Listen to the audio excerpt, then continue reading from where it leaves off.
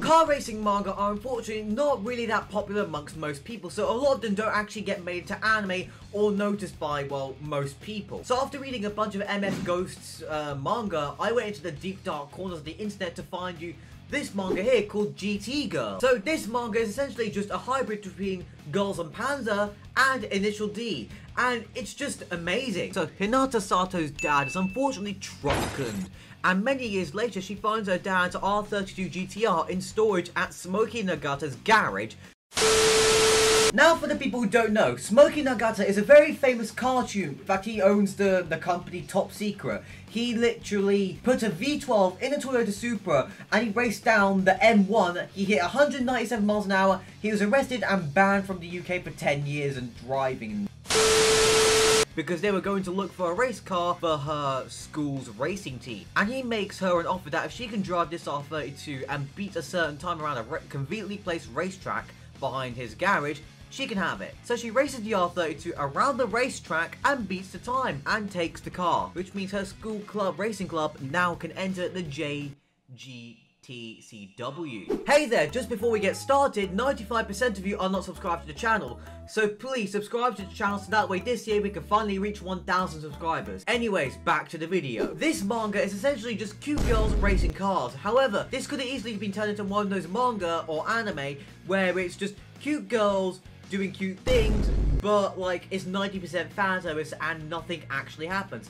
But with this, they actually do the thing that talk about racing cars. You know, even going as far to educate people on things that even I did not know about cars, and also shoving in some Initial D references because obviously it's a car manga. It needs to have Initial D references. Now, I'm not sure whether this is the author who's doing it or the translator of the manga that's doing it, but at the end of every chapter, there is like a little thing right at the end where it's like an author or translator note where they are talking some of the things that will happen in the chapter, where it would be like, you know, adding some more effects because like ecchi stuff, or in this case talking about certain things like apparently this car that was sold in Japan had its own little mascot and toy that came with it. I thought that was a pretty cool thing. I'm not sure if it was done by the original author or the translator, but still, that was pretty cool. Also, one really cool thing that surprised me is that in the manga they included Smokey Nagata. Not even as like side character that comes in once as like a cameo thing. No, he's an actual full-on character in the manga. Like he's there like all the time. He's practically just like the person who's contributing the most to the plot other than the main characters. I really like how the mangaka has done a lot of research into cars and how they work, and they were explaining how the R32's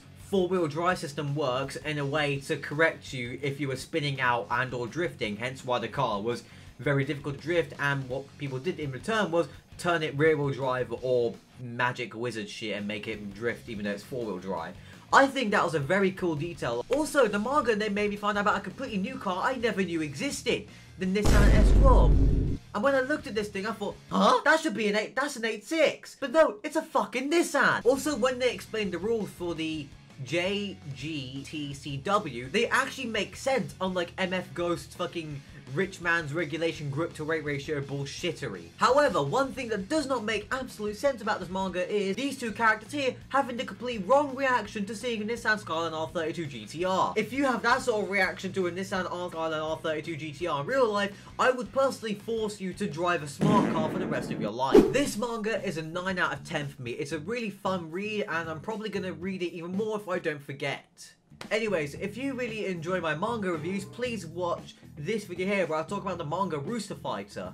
Anyways, goodbye.